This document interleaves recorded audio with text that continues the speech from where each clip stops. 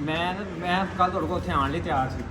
ਮੈਂ ਕੱਲ ਦੇਖਿਆ ਸੀ, ਮੈਂ ਕਿਹਾ ਮੈਂ ਉੱਥੇ ਜਾਵਾਂਗਾ, ਲੇਕਿਨ ਖੁਸ਼ਕਿਸਮਤੀ ਤੁਸੀਂ ਮੇਰੇ ਕੋਲ ਆ ਗਏ। ਹਾਂਜੀ ਅੱਲਾਹ ਦੇਖੋ ਪਾਕ ਜੀ, ਚੰਨ ਤੇ ਜਾਣ ਨੂੰ ਹਰ ਕਿਸੇ ਦਾ ਦਿਲ ਕਰਦਾ, ਲੇਕਿਨ ਜਦੋਂ ਚੰਨ ਘਰ ਆ ਜਾਵੇ ਫਿਰ ਉਹਦੇ ਵਰਗੀ ਤਾਂ ਖੁਸ਼ੀ ਕੋਈ ਨਹੀਂ। ਜਜ਼ਾਕੱਲਾ ਜੀ, ਬਹੁਤ ਬਹੁਤ ਹਰ ਬੰਦਾ ਕਹਿੰਦਾ ਮੈਂ ਚੰਨ ਤੇ ਜਾਵਾਂ, ਤੇ ਜਿੱਥੇ ਘਰ ਚੰਨ ਆ ਜਾਵੇ।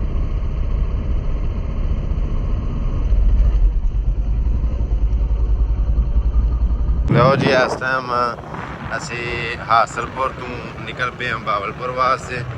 ਤੇ ਰਾਸਤੇ ਦੇ ਵਿੱਚ ਇੱਕ ਸ਼ਹਿਰ ਆਉਂਦਾ ਹੈ ਨਿੱਕਾ ਜਿਹਾ ਕਾਇਮਪੁਰ।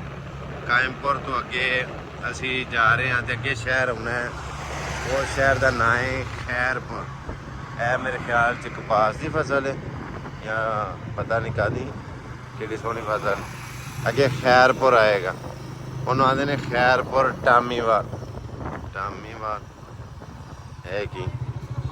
ਹਾਂ ਪਾਣੀ ਪੀਣ ਤੋਂ ਬਗੈਰ ਨਹੀਂ, ਪਾਣੀ ਪੀ ਕੇ ਬੇਸ਼ੱਕ। ਯਾਰ ਮੇਰੀ ਗੱਲ ਸੁਣੋ, ਨਾ ਪਾਣੀ ਜੇ ਖਾਣਾ ਨਹੀਂ ਖਾਣਾ ਤਾਂ ਪਾਣੀ ਲਾਜ਼ਮੀ ਪੀਣਾ, ਬਗੈਰ ਖਾਣੇ ਤੋਂ ਨਹੀਂ ਜਾਣ ਦੇਣਾ। ਯਾਰ ਤੇ ਫਿਰ ਪਾਣੀ ਤੇ ਪੀਵੋ ਨਾ, ਪਾਣੀ ਅੱਜ ਸਾਈਡ ਤੇ ਲਾਓ। ਮੋਟਰਸਾਈਕਲ ਤੇ ਪਿਆ ਹੜ ਮੈਂ ਨਹੀਂ ਮੋਟਰਸਾਈਕਲ ਤਾਂ ਨਹੀਂ ਲੱਥ ਕੇ ਪੀਣਾ, ਫਿਰ ਇਸ ਤਰ੍ਹਾਂ ਮਹਿਮਾਨ ਨਵਾਜ਼ੀ ਕਰਦੀ ਹੋ। ਤੁਸੀਂ ਇੱਥੇ ਲਾਓ ਯਾਰ, ਮਿਹਰਬਾਨੀ।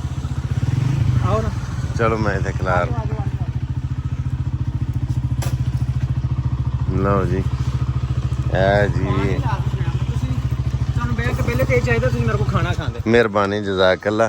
ਖਾਣਾ ਖਾਣ ਤੋਂ ਬਾਅਦ ਇੰਨੇ ਕਰੋ, ਤੁਸੀਂ ਆਓ ਤੇ ਤੁਸੀਂ ਉਹ ਤੇ ਪਿੱਛੇ ਮੈਨੂੰ ਮਿਲੇ ਹੋ ਹੈ? ਮੈਂ ਦੁਬਾਰਾ ਤੁਹਾਨੂੰ ਮਿਲਣਾ। ਤੁਹਾਡਾ ਨਾਂ ਕੀ? ਮੁਹੰਮਦ ਸਕਲੈਨ, ਮੇਰਾ ਇਲਾਕਾ ਖੈਰਪੁਰ ਟਾਮੇ ਵਾਲੀ। ਖੈਰਪੁਰ ਟਾਮੇ ਵਾਲੇ। ਮੈਂ ਤੁਹਾਨੂੰ ਇਸ ਦੇ ਬਾਰੇ ਮਿਲਿਆ ਵੀ ਉਹ ਜਿੰਨੀ ਵਾਰੀ ਦਰਸ਼ਨ ਹੋ ਜਾਣ ਉਹਨੇ ਥੋੜੇ ਇੰਨੇ ਦਿਨ ਹੋ ਗਏ ਤੁਹਾਡਾ ਇੰਤਜ਼ਾਰ ਕਰਦੇ ਆ। ਉਹ ਖਾਣਾ ਲਾਜ਼ਮੀ ਖਾਣਾ ਸੀ ਤੁਸੀਂ, ਲੇਕਿਨ ਤੁਸੀਂ ਖਾਣੇ ਲਈ ਨਹੀਂ ਇਸਰਾਰ ਕੀਤਾ, ਲੇਕਿਨ ਪਾਣੀ ਤੇ ਫਿਰ ਲਾਜ਼ਮੀ ਪੀਣਾ ਹੀ ਪੈਣਾ। ਮਿਹਰਬਾਨੀ, ਜਜ਼ਾਕੱਲਾ। ਅੱਲਾਹ ਪਾਕ ਤੁਹਾਨੂੰ ਖੁਸ਼ ਰੱਖੇ, ਅੱਲਾਹ ਪਾਕ ਦੀ ਜ਼ਾਤ ਤੁਹਾਨੂੰ ਜ਼ਿਆਦਾ ਦੇ। ਮੈਂ ਤੁਹਾਡਾ ਸ਼ੁਕਰੀਆ ਅਦਾ ਕਰਨਾ ਕਿ ਤੁਸੀਂ ਸਾਰੀ ਪੱਟੀ ਬਲਕਿ ਸਾਰੀ ਬੈਲਟ ਸਾਰੇ ਪਿੰਡਾਂ ਬੜਾ ਪਿਆਰ ਕਰਦੇ ਨੇ। ਔਰ ਜਿਵੇਂ ਤੁਹਾਡਾ ਇਹ ਪਿਆਰ, ਇਹ ਪਿਆਰ ਮੈਨੂੰ ਖਿੱਚ ਕੇ ਤੇ ਤੁਹਾਡੇ ਕੋਲ ਲੈ ਆਇਆ।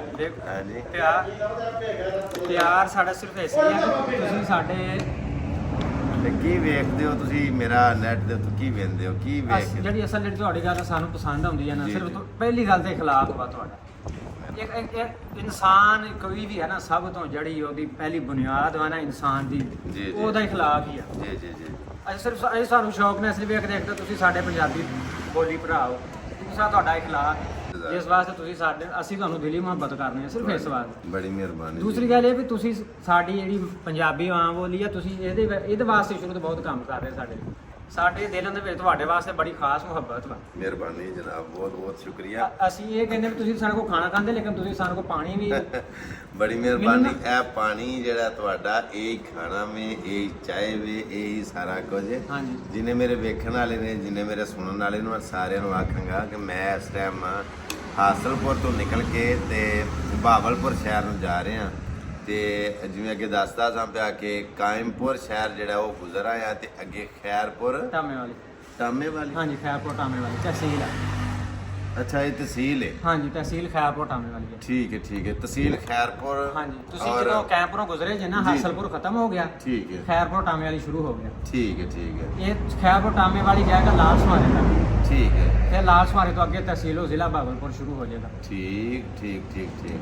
ਲਓ ਜੀ, ਇਨਸ਼ਾਅੱਲਾ ਫਿਰ ਅਸੀਂ ਅੱਜ ਰਾਤ ਜਿਹੜੀ ਹੈ ਉਹ ਬਹਾਵਲਪੁਰ ਗੁਜ਼ਾਰਾਂਗੇ। ਆਸਾ ਆਸਾ ਆਸਾ ਆਸਾ ਜਾ ਰਿਹਾ, ਤਕਰੀਬਨ 1:30 ਦਾ ਟਾਈਮ ਹੋ ਰਿਹਾ।